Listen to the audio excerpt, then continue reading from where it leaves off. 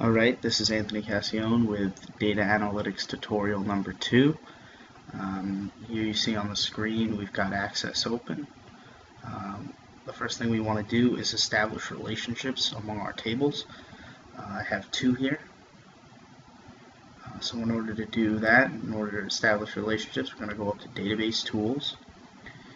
Click on the Relationships button. Here you see I've already done that. I've already established a relationship among the tables zip code to zip code, but I'll just do that again for you just to show you. So once you've dragged and dropped the tables into this light blue space, you just go into the field titles and look for ones that are in common among the tables. So in this case it's zip code, as you see above. You just drag it over and establish a relationship. You always want to check this box, enforce referential integrity. Unfortunately, the way I have the tables configured, it won't work. I'll just show you that. We're just going to hit OK and unclick the button. And there you have it. The relationship is established. This will be important as we go on to form queries, which will be the next step we take. Okay, now I'm going to walk you through creating a query. Our query menu, if you will, or our list of active queries is right here. I'm going to go ahead and create another. So we'll come up here to the Create tab. Query Design or Query Wizard will work. I'm going to use Query Design. I'm going to add both these tables in.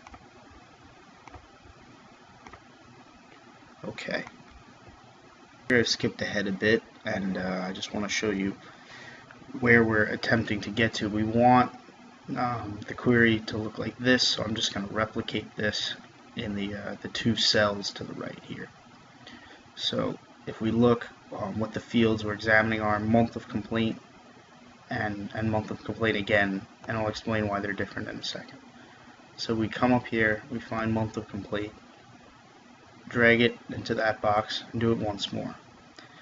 They look identical now, and that's only because I have this totals button selected, so I'm going to go ahead and turn that off.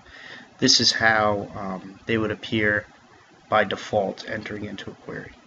So again, I'm going to go ahead and select totals here, and what I want to do, as I'll show you in a second, is I want to group month and complaint by the month, but I also want to count the amount of entries within that month. So as you see, it's already been done here. I'll just recreate that. You would come over to the total tab.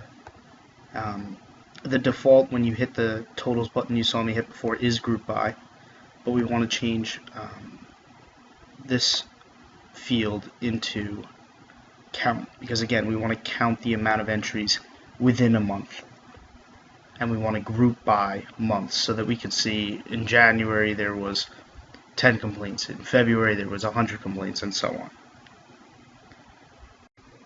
Okay, one last thing we can decide before we go ahead and run the query, and I'll explain what that means in a second, is decide how we want them to be sorted, how we want our, when I hit run, it's going to switch over from this, which we're in as the design view, to the datasheet view, and we want to decide how we want our query to be sorted.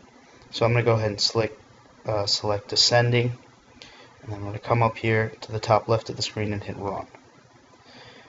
We've now run the query, it was effective, and we are now, as you can see here, we are in the datasheet view.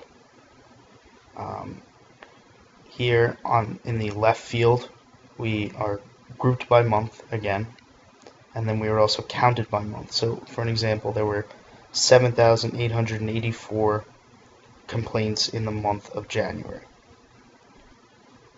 Quickly, I'm going to click on some of my other queries just so you can see what they look like. Here we have consumption grouped by zip code. Here we have zip code, count of complaint within that zip code, and then consumption of natural gas in that zip code. This is a especially important query to answer the question I introduced in video number 1. And this query was made the same way I showed you the one prior. I'll just switch this over to the design view so you can take a look at what I had done. It has a few more criteria here, but again, it was done the exact same way. It's surprisingly easy to export from Access to Excel. All you need to do is come up here to the External Data tab, and then go ahead and export to Excel. Ensure that we're grabbing what we want to grab, which we are complaints versus consumption query. You can check that here. Just hit browse like you would any other file, and just make sure it's being saved to where you want it to be saved to. After that, I would export data with formatting and layout. That's a good idea. Select OK. I've already done this. And now you can just go ahead and open that file by opening it through Excel.